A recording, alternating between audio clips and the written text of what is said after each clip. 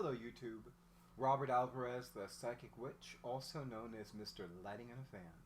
Good evening to all of you in YouTubeLand. Right now, the time is approximately 8:55 p.m. Eastern Time, and the date is Tuesday, November 3rd, 2020.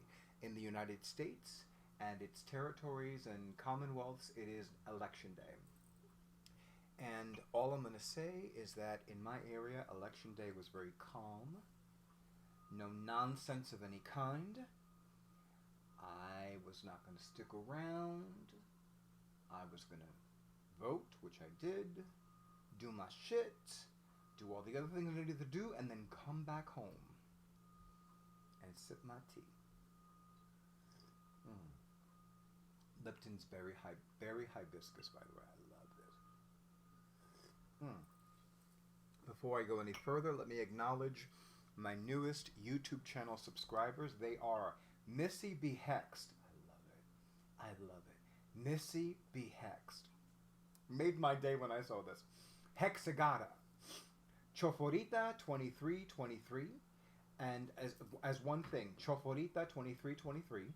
And last but not least, Ace and Knight.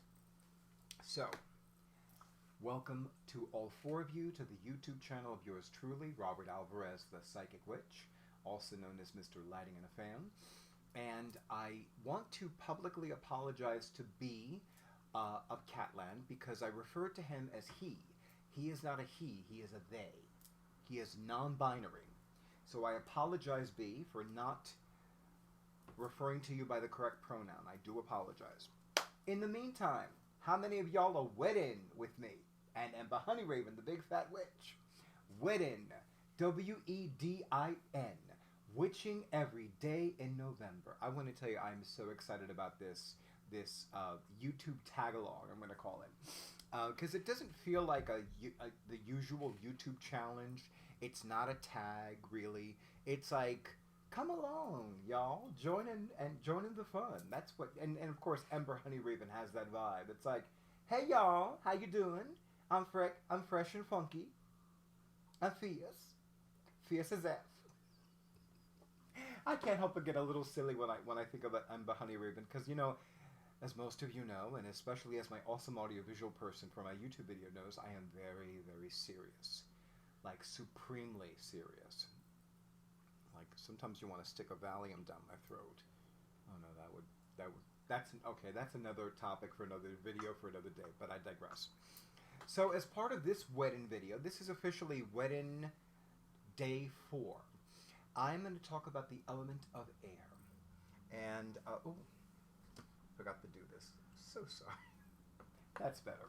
So the element of air, the element of mind and imagination, of thought, of ideas, of ideals, of imagination, of the image nation, of creativity, of, in some elemental correspondences, of prosperity.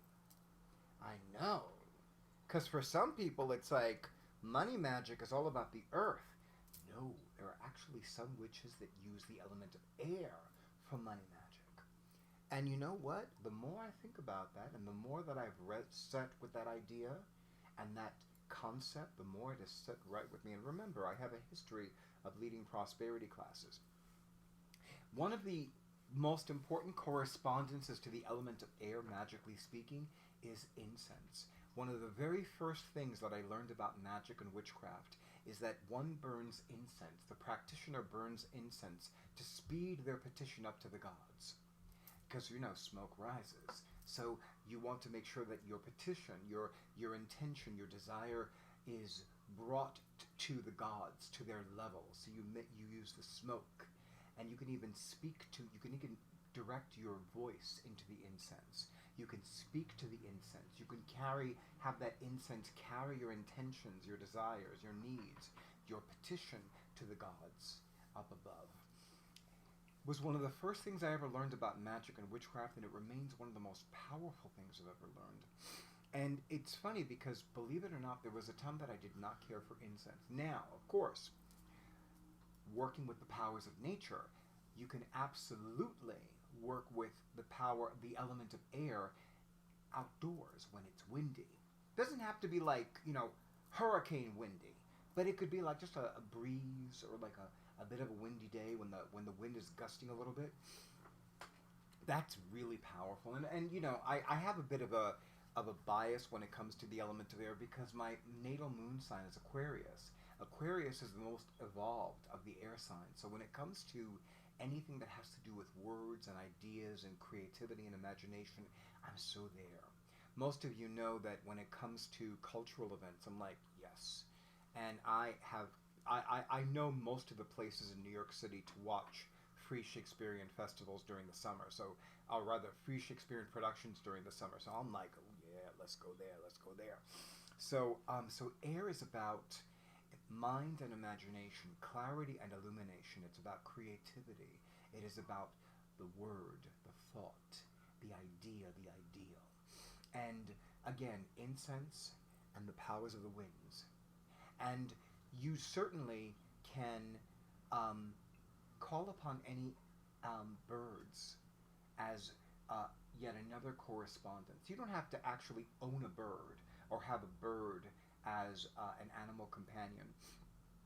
You know, I'm one of the many witches that has cats, that loves cats, that lives for cats, that adores cats, and I definitely have, you know, 3 cats, but one is definitely my primary feline familiar. The other 2, they have their moments. They have their moments when they're like, you know, although Durga for me, Durga the cat, formerly known as Durga the kitten, is more of like my energy healer. You know, I remember for years when I had problems with my heart, she would lay on my chest, and I could feel her sending energy to my heart. So I really feel like, you know, so she's like my energy healer cat. And Bast is still a mystery to both my awesome audiovisual person and myself.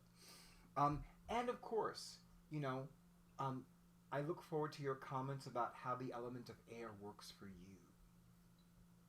I'm going to keep it short and sweet, everybody, but as always, thank you so much for honoring who I am and what I do. I wish all of you many bright and bountiful blessings of clarity, illumination, ideas and ideals, prosperity and magic. And stay tuned for the next video. And good night.